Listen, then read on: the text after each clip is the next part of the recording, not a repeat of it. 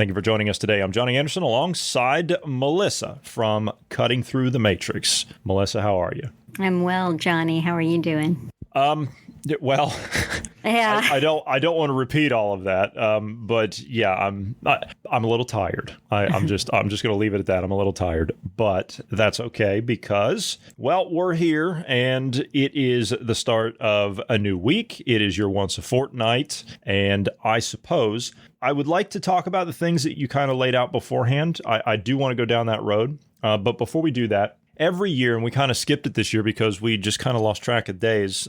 Mostly that was my fault because I just wasn't paying attention. But every year we normally talk about September 11th and what everybody was actually doing on that day. And I mean, that's one of those days you don't forget. You don't easily let that kind of stuff go. I remember exactly what I was doing that day, and I'm sure that you do too, and everyone else does. I've pretty much told my story year after year, and I guess I'll just be I'll be brief about it, and I'll let you get to your to what you were doing that day. I was 18 years old at the time, if you can believe that. And I was, I was 18 at one point in time, and I was working at an electronics store in a shopping mall. I was working at a Radio Shack. Do you remember those places? You know, the places you little gadget That was stores? back when people could actually, repair small things for themselves, and they sold transformers and gadgets and stuff like that. That's right. I was the little punk kid that was standing in there that would sell you all that stuff, and I would hope to sell it to you because I'd want the commission off of it.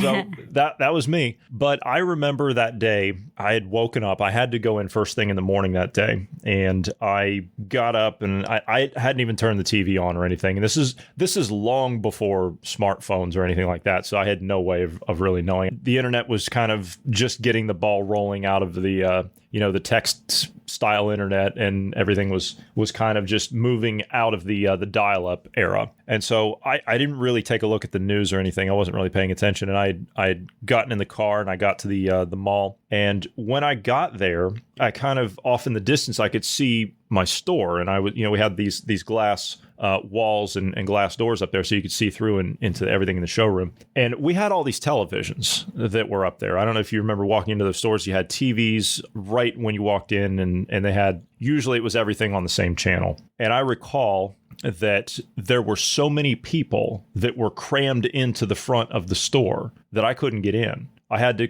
kind of like work my way in and push past everybody. And I saw all these people in there staring at the TVs. And this is before I even looked up the televisions to find out what was going on. I thought we were just busy. And I noticed as I got past all the people, I noticed that there wasn't anyone at the cash registers. There was no one checking anybody out. And I thought, what in the world's going on? And so I asked one of the guys, I said, what's the problem? And he pointed up the television. He says, look, this is when the first tower had been hit. This is like 8:30 in the morning. I recall after that, like we didn't do anything that day. The only thing that we did was we sold radios. We were the only place in the mall that had either televisions outside of Sears. If you remember Sears, of course, Sears isn't there anymore. Sears was the only place where you could buy a house in a box for $30,000 and have it delivered to you. But we had televisions, and so we had the people stopping in all day with the security people and everything else. We had every single radio that was in that store, we sold. And I think we sold out of them by noon. And it wasn't the people that were just your average everyday customers. These were other workers from other stores throughout the mall. They all came to us with purchase orders or with cash and bought all the radios we had. We sold anything that would pick up a signal. We were selling portable TVs and everything for people to watch what was going on. As I said, the smartphone thing didn't exist. That just wasn't an option. But I remember that's pretty much what I was doing that day, was that. And I remember watching everything unfold. And by, I want to say around 3:30, 4 o'clock, we got calls saying that everything was closing. It was one of those where everybody's, all right, go home, be with your families kind of thing. And by the time I had gotten home that evening, everybody that I was friends with at the time, they all came over to my place. And we were all watching it on television. That's when that's when the tower started to fall. When that happened, then the other panic ensued, which was you need to go fill your cars up. And so all of us jumped in the cars. We went to all the gas stations in town. Every gas station in town was sold out. And so we got word through the old analog phones, right? We were calling each other to find out. We sent everybody everywhere. One gas station outside of town was the only one, just off of one of the highways. And so we drove all the way out there, and we waited in line for, I think, an hour and a half on the freeway because the line was so long to get gas. But that was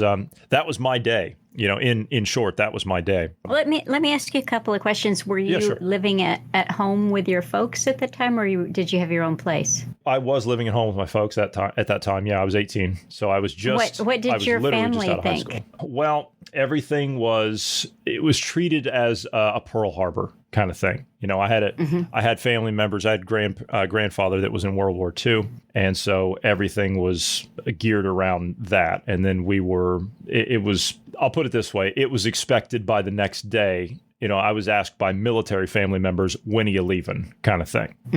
At that time, I was 18 years old, and everybody, there were so many people that were lined up at the recruiting stations the next day, just like Pearl Harbor. There were so many people lined up at recruiting stations that you couldn't get in. I was the only one at the time that was thinking, we don't even know what really happened. We don't know the backstories of anything, just what we're being told. And this is the knee-jerk reaction. I should go off to war somewhere. I didn't like the sound of that. I did not like the sound of that. It seemed like at the time I was the only one that was kind of halfway thinking, and everyone else was in like this reactionary mode. And so the atmosphere that I got from my family, and it's been that way almost ever since, is been like this reactionary kind of thing. And I remember at the time I was, about 6 months to a year after that, I was criticizing the policy of what we were doing. The George Bush policy of, we're going into Iraq. Well, what did Iraq have to do with it? Well, we're going into Afghanistan. Okay, well, why? Because supposedly a guy named Osama bin Laden with 100 of his friends live in caves there, so we have to invade the entire country. And I remember I got snapped at time and again because I was criticizing what we were actually doing, as if I was too young and I didn't know what I was talking about. But yet I was expected through, I guess, hereditary pressure. I'll put it that way. Right. I was expected to all of a sudden throw everything that I wanted to do out the window, and I was expected to do everything that they expected me to do, that they wanted me to do. And I thought that's no real way to live, because you become someone that lives for someone else's ambitions and someone else's goals, not your own. And so I didn't like the sound of that. I didn't like the idea of that. That's what I got. That's the reaction that I got. And that's what I had to deal with for many, many years. That's very interesting. So that you just weren't doing your part, basically. More or less, that's kind of the feeling that I was given was, that. Interesting. Well, anyway, what were you doing that day? How did your day go? Well, I'm not going to tell you how old I was that day. Well, I know you don't have to tell me, because I know how old you were. You were 29 that day. So nice. I was working in Los Angeles at a small agency, and it was early in the morning, and I got a phone call. I actually don't remember if I was in bed or just kind of waking up with a cup of coffee, but it was my boss who was saying, "Have you seen the news?" And I said, "No, I don't have the television on." I wasn't a news watcher anyway. And he said, he was just really upset. He said that we've been attacked by terrorists. Turn on the television and don't come to work. And I'm not sure what else he said, but I turned on the television, and it was, it was just over and over, that psychic driving of the images. Yeah. And I think I just watched it probably like everybody else, and just watched those images over and over. One thing that was really interesting to me, though, is that I had a friend who represented a journalist, and she represented him for other types of writing that he did. But I am trying to remember the timing. When did the U.S. actually send with the boots on the ground into Afghanistan? Do you know that date? I can pull it really quickly. Well, the thing is that it seems to me in that time, it just kind of runs together in a mush, and it's been a long time now, but I remember her telling me that she was helping him get some stuff together because he was going over basically to be an embedded journalist. And to me, in my recollection, it feels that was 2 or 3 days after the towers came down, if not faster. I mean, almost immediately, this journalist, he was a funny fellow. I remember that he used to describe his beat. He said, "My beat is the stands." So, Afghanistan, Uzbekistan, Kazakhstan, he covered the stands. And he was off. And so here, the interesting thing is that my friend told me, she was a single woman, she said, "I'm going with him."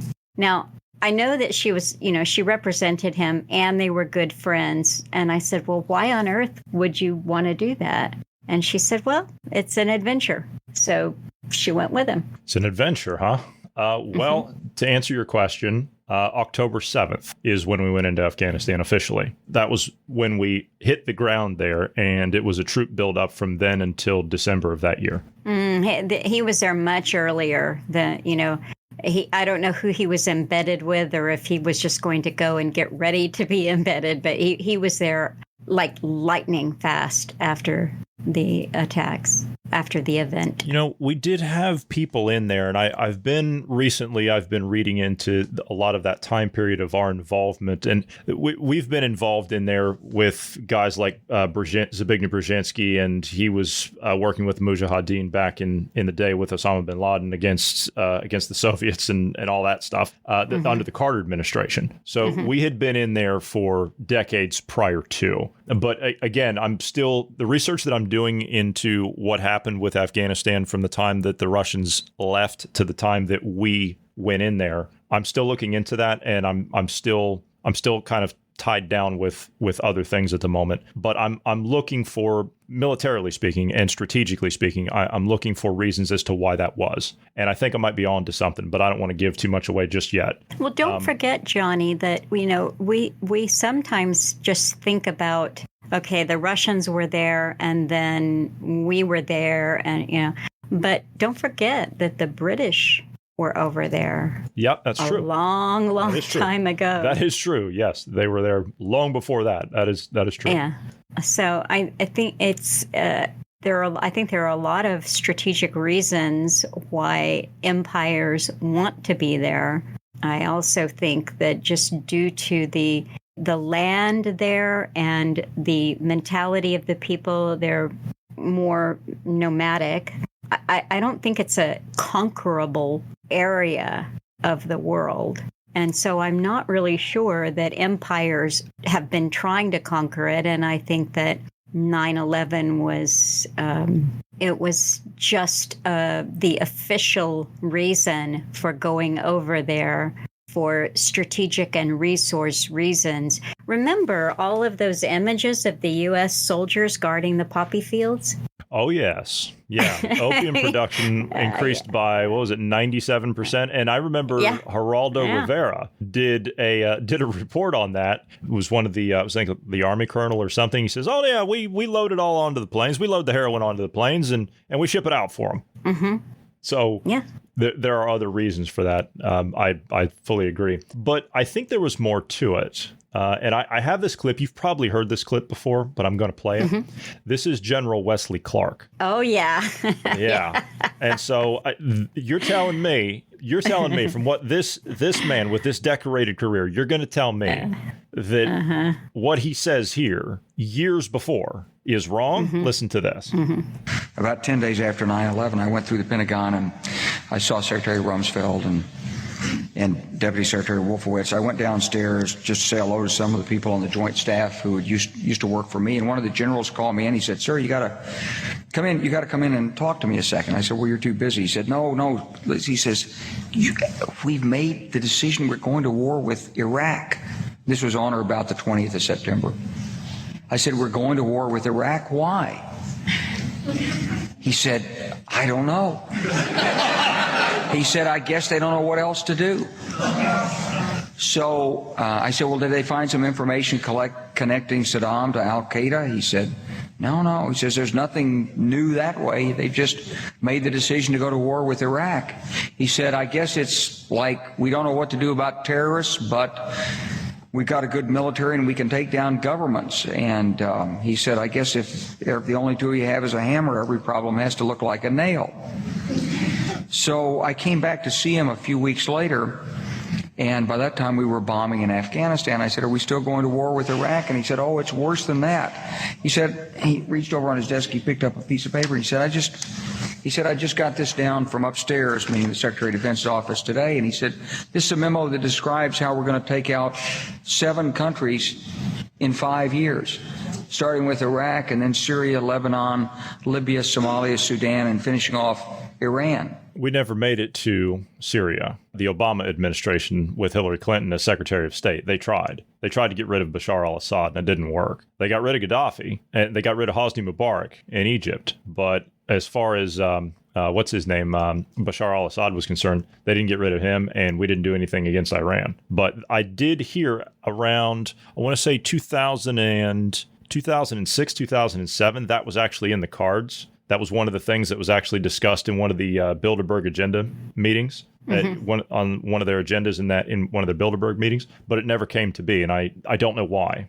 Well, I don't think we're not done over there, but that's, Alan Watt used to talk about that clip on an awful lot, and the PNAC, Project for New American Century, and that group doesn't exist as such, but you still find the key players, those who are still alive, the neoconservatives or whatever label we're going to stick on them. This agenda you find throughout organizations such as the Council on Foreign Relations. Now I've dived into the Aspen Institute and their security arm and how involved they are in geopolitics. So I think that they have a really simple motto: if at first you don't succeed, try again. That they, an agenda is an agenda, and they'll find an excuse for going in there. I don't think we're done with Syria, and we're certainly not done with Iran. That's for sure. No, it is the if you're a hammer, every problem's a nail kind of thing that he was referring to. Mm-hmm. So that's what it turns into. On the Redux that I put up on Sunday, I had certain things in mind. I was thinking about social media and the total control of the media and how we are given information, how we arrive at what we think are our conclusions. And I chose a talk, one of the longer talks that Alan gave in 2020, and I pieced together basically 2 segments from a 4-hour talk. I really wasn't thinking at the moment that I chose that about 9/11 coming up. That went up on the 10th of September. But one of the things that Alan talked about in this segment that I chose, he talked about Bill Cooper.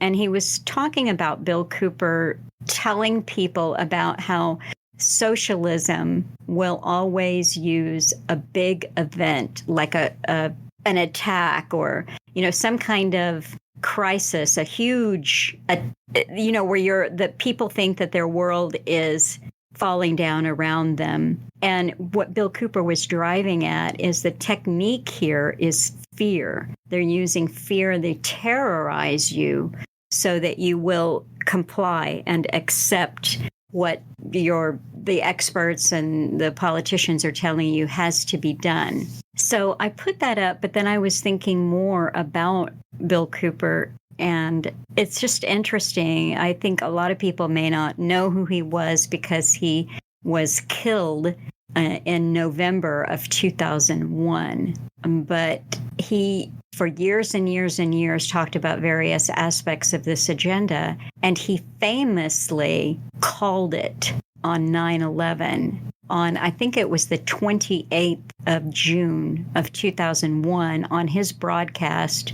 He said, we will shortly be having an attack. There will be some kind of an attack on us, and it is going to be blamed on Osama bin Laden. Don't you believe it? That's pretty prescient. It is, and I was referencing to you in prep. Again, this is something that I've done in my own research. This was actually part of the same book. We were talking about seismic weapons in sound check before we started, and this same individual that wrote this book, this same GRU defector, he said in the 1990s to our debriefers, he says, if there ever comes a time in the 90s, he says this. He says, if there ever comes a time when you see a nuclear bomb go off in an American city and they say it was done by Arab terrorists, don't believe it. He said, because it'll be my people that are actually behind it. Now, 9/11 was not a nuclear bomb going off, but the narrative is close enough. It might as well have been a nuclear bomb, in my opinion, because that's what we treated it like. Well, the psychological effects and what they've been able to achieve agenda-wise, it was an explosion from which there is no recovery. That is something that Alan famously said over and over and over. He said 9/11 was the kickoff. What did he mean? Because he would elaborate in different ways, but basically what he said is this event, this Pearl Harbor event, allows them to bring in total surveillance, total compliance. This is the event that really ushers in socialism or communism or public, fascism at the top with communism for the rest of us. Yeah, that's true. We got the Patriot Act out of that. Mm-hmm. That's and right. The Patriot Act, for those wondering, we also got the, and I've railed against them time and again for so many years now, we got the Department of Homeland Security, who have not caught a single terrorist since their existence. They were created to, quote, catch terrorists, and they haven't found any, other than the ones that they've manufactured from like this January 6th stuff. That's all they've been able to do, is that. The reason you get your rights violated at the airport is because of the Patriot Act. That's why that happens. You're telling me that they had all of those airport scanners already ready to roll out because why? You're telling me that they were ready to go in airports less than a month later. You couldn't have built them that fast. They had them sitting in a warehouse ready to go. That Patriot Act was sitting in a drawer ready to be passed whenever something big happened. They had already written it. If that bill had been proposed, given the nature of people's mindset at the time, obviously it's a lot different now, but given the mindset of where people were at the time and where Congress was at the time, I highly doubt that it would have passed without 9/11 happening. Mm-hmm. Well, it's also incremental, though. I mean, you're absolutely right that there had to be that event to push it through Congress. But under Clinton, this was prior to, before I get it wrong, it was I believe that it was the Oklahoma bombing that allowed Clinton to push through an omnibus terror crime bill that, nobody would have, and that laid the groundwork for the Patriot Act. In Canada, Alan described this was under Alan Rock, but and I don't have the year on this, but I think it was the late 90s. There was an omnibus crime bill. Now, a lot of this had to do with domestic crime and how crimes are prosecuted, et cetera, et cetera. But in these huge, massive bills, they always get in just that. All they need is that little paragraph here or there where if you study it, you go, oh, yeah, that's me and my rights. And that is how it's done. It's always by little increments, just a little bit. They just need a little bit here and a little bit there. And, I think, and just to kind of, I don't want to fast forward too much. We're talking about how they had these bills ready, that, the Patriot Act is ready to go. It's all ready to go. Or I'm talking about just remembering that a journalist that I knew was sent over to Afghanistan before the soldiers arrived and was waiting there when they arrived there. You had to have somebody ready with the news cameras when the planes touched down, right? So they had to have somebody there before. That's right. That socialism is here. We are under it. We have been for a long time. The idea, or a type, like I said, you've got this perfect blending so that you've got the public-private partnerships at the top. You've got fascism, and underneath it you have whatever you want to call it, but it is a type of socialism. And it has required decades of scientific indoctrination to bring people around to, first of all, being so thoroughly brainwashed that they still believe that they have freedom, so thoroughly brainwashed that they can't see that there's something above this, the left-right paradigm of politics. And this allows, all manner of things to happen, but it's really this childlike willingness to trust the experts. I had heard from someone that I communicate with in South Africa. I've done a few real histories with Darin in South Africa, and he had sent me a little audio recording about the last time that you and I spoke. He said, I was listening to the dynamic independence with you and Johnny, and you were talking about just musing how in real time they can change a person's position, or, how does that work? And you and I, when we were talking about this 2 weeks ago, we were talking about technology being used. And Darin's response was that he thought that it was actually a biochemical component, that this is built into humans. He said he's seen it since he was a child, where on the playground, he mentioned a game, I think it's called Rock and Robin, but he said you could just see the people playing their games on the playground, children, and they just silently communicate with one another. They all seem to know, because what Darin was saying was that he was always odd man out or odd boy out. He didn't fit in. And he said that, well, I don't want to get ahead of myself, but what he was saying is that there is a silent communication between people. And he thinks that technology can speed this process along. It can make it happen perhaps globally more quickly, so that around the world people are adapting and doing the same thing within days or hours or minutes because of technology. Yeah. That's really interesting. But he said I can imagine how subtly it could be used too. Yes. And he said it's like seeing a flock of birds. And then he drove to your point. Well, before I get to your point, he said that what happens with this group dynamic is that the person who is outside that, who doesn't adapt immediately, who doesn't seem to have a part in their biochemistry, that just knows, okay, the group is doing this, I'm doing that, because it's completely unconscious. He said it makes the individual that isn't conforming actually become invisible to the group. They don't even notice you because you're not in sync with them. But if you have time, listen to the first part of that, the Redux. I'll send you the link. It's in the first, say, 10 or 12 minutes of the Redux that I pasted in the Darin's audio, where he talked about you and I having that conversation a couple of weeks ago and his response to it. And it is interesting because there is something. See, I always go back to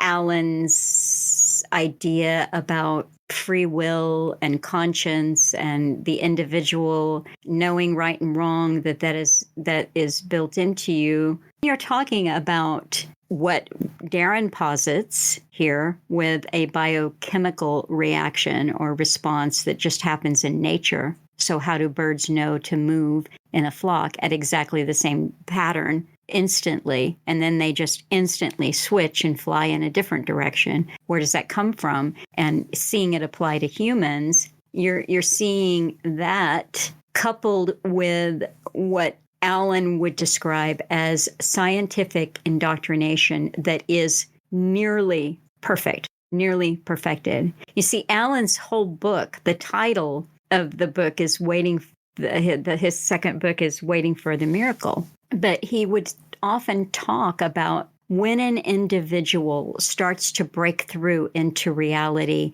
that is the original miracle. That is a miracle, because scientific indoctrination that we have lived under for so long it's really it's perfected. And that's what we see in people. That's what we see. People that we think are sane and logical and bright and can see things, they're under total mind control. Yeah. I had, and I'll be very candid when I say this. Honestly, I'd love to see your reaction when I tell you what I'm about to tell you. I had Okay. dinner last week.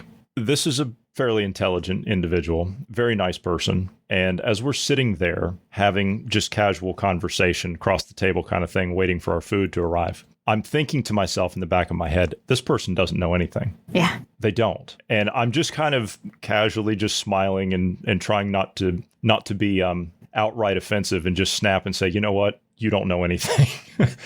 But I'm doing my best because this is the worst part, because when you hit reality, as you're talking about, you kind of break through everything and you have that moment where you smack reality in the face and you can see things and you understand things and you can think as the individual. You learn, or I guess maybe by default, when you start to have a conversation with someone who thinks that they know everything, I don't know, I guess there's no other way to put it. And you find out through conversation, subtle conversation, because you don't want to be too direct, you find out through subtle conversation just how much they don't know about reality and how they're caught up in all these, different false narratives in this dream world that they've been handed. You tend to just get to a point where you don't say anything. Like I feel like I'm driven to that. I feel like I don't want to say anything because you feel like if you say something, then you're calling them stupid. Does that make sense? And so you just tend not to speak. And so then everybody kind of just looks at you like, oh, well, you don't talk much, do you? Well, no, I don't, because I'll tell you everything you don't want to hear.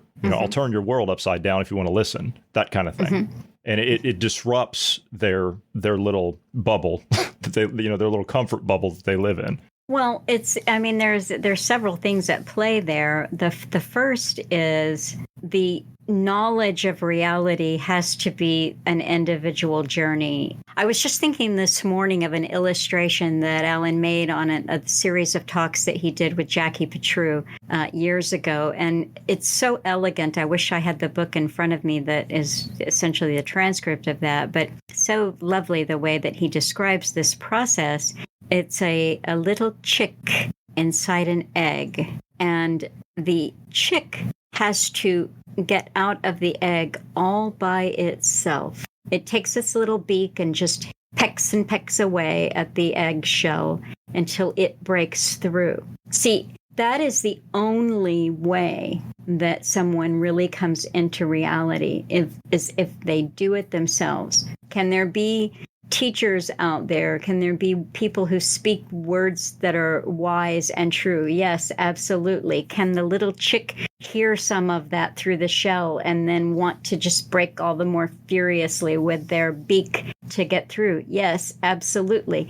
So what I'm saying is that in the appropriate forum, that is what we do. We talk and we share and we try to say, this is true. But to do that in a situation where you're having dinner with someone that you kind of assess as sound asleep there in the land of nod TV reality, that's just unkind. It's cruel. And it's not helpful. You will elicit anger or... Yes, and it's one of those things where you just, you don't want to have that conversation over a meal kind of thing. So you just kind of nod and go along with it and just kind of affirm whatever they're saying and say, it's all crazy, yeah.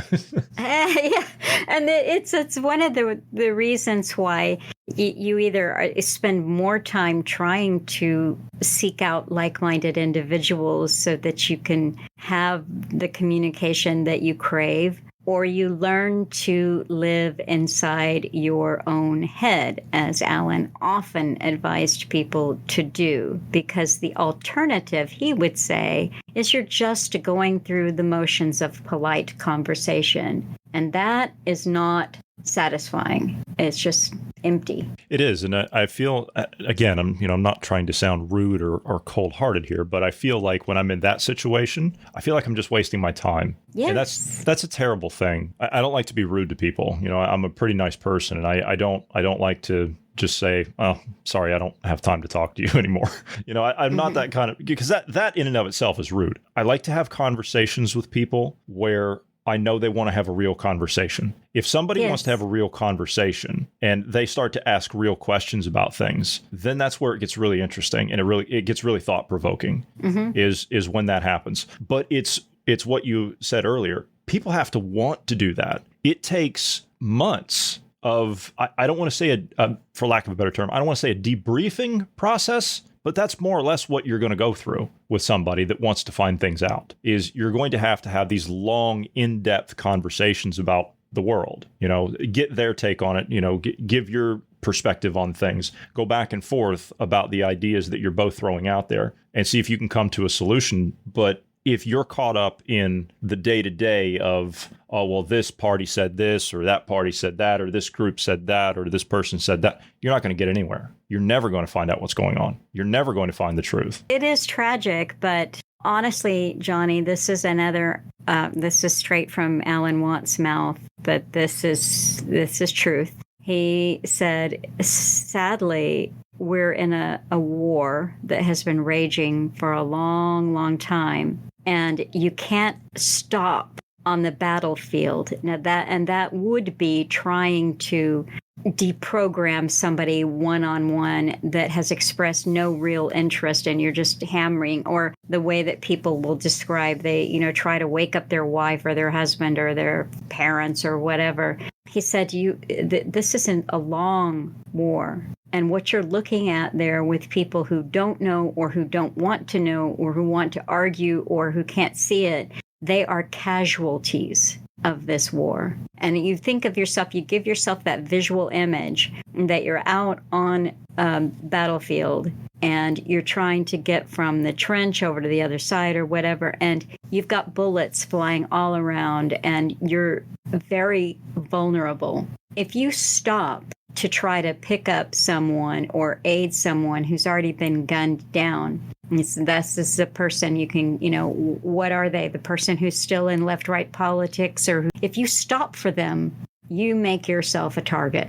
You have to keep moving. And so, I don't know. That sounds kind of cold, but that's the reality. It does, but you're absolutely right, though. And I've told myself that, maybe not exactly like that, but I've told myself, again, not to sound cold-hearted, but I repeat it in my head whenever I run into a situation. I'm like, I don't have time for this, and I have to move on. I have to just pick up and go. What softened the coldness of that directive from Alan, for me, what softens that is that he said time and again, everybody, with no exception, regardless of where they are in the world or in time, everybody has an opportunity or a series of opportunities to know truth. But they make a choice or a series of choices not to know, because knowing brings with it responsibility, because knowing brings with it the immediate catapult into adulthood, personal responsibility. I'm the one here. I'm my champion, right? I'm my own hero. I am no longer waiting for somebody to fix this mess for me. A lot of people, that's why, again, back to Bill Cooper and then Alan saying, people will love Aldous Huxley said it, people will come to love their servitude. This is the truth of socialism, is it's known that there's something safe and comforting when mommy and daddy are looking after you and supplying you with experts and all of the answers. When you've got to suss it out for yourself, so to speak, it's painful. And so what Alan is describing is people know that. They unconsciously know that if they open Pandora's box and look at reality head on, their comfy, cozy life will never be that again. And they make that choice. Therefore, knowing that everybody around you, and that's people that you love, that might be your mother and your father, or your sister, your brother, your husband, your wife, your children, they make a choice not to know. And you've got to leave them with that choice, because to do otherwise makes you the control freak. I was reading Seneca. You know who Seneca was? He was yeah, absolutely. Yeah. I've actually got Seneca by the bed. Interesting. I was reading his, and I was listening to you talk there, and I can't help but think of what I was reading the other day. And I was reading his take on the shortness of insight. And he was talking about how in the second century, right, so the fall of Rome, he said you could see people were so busy, as in they were preoccupied. They had other things on their mind. They didn't have time to pay attention to what was going on. They didn't want to pay attention. So you have a situation where people aren't alive. That's, again, maybe that sounds cold, but people aren't alive. And he goes on to explain how to live is to be alive to the truth. Yes. And if you don't do that, if you're too preoccupied with your, I don't know, your ambitions and your career and this and that, then you disregard the truth. You don't take an account of your reality. If you go down those lines, if you deny the truth, then you're not taking account of reality. You're not taking account of your associations.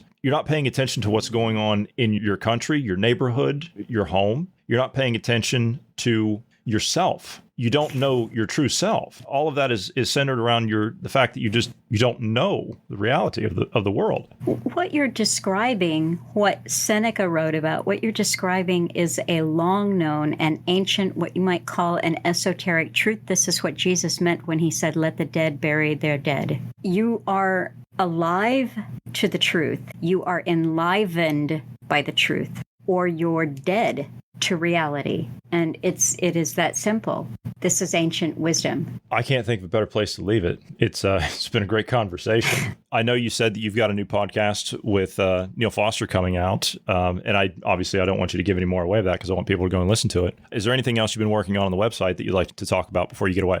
I've had a live mind, like just a mind on fire the last 24 hours or so, because I've had some really cool ideas about new things to do with Alan's material, and some of it is listener inspired. So probably the next time we talk in a couple of weeks, this will have formed into a new series that I want to do. Yeah, it is interesting. So there's always basically I'll have more ideas than I've got the life to bring to fruition. But there's such a wealth of knowledge with Alan's work that. I think when you're on, you're absolutely right. I think when you're on the next time, I'm going to go back, I'm going to get this clip, or maybe you have it. Maybe we can get together via email and we can get that clip. But there was I think you called it a blurb, the little audio clip of Alan talking about Maurice Strong and his involvement in a lot of what's happened up to this point, as far as his everything that he did with like the climate thing and the UN and with collaborations with China and his business dealings in the U.S. Public-private privatization of hydro. So I would like to talk about that, and I truly think, looking at what Maurice Strong did, I think business-wise, public-private partnership and collaborations with China and everything. Maybe we can go over that next time. So I'd love to. I look forward to it.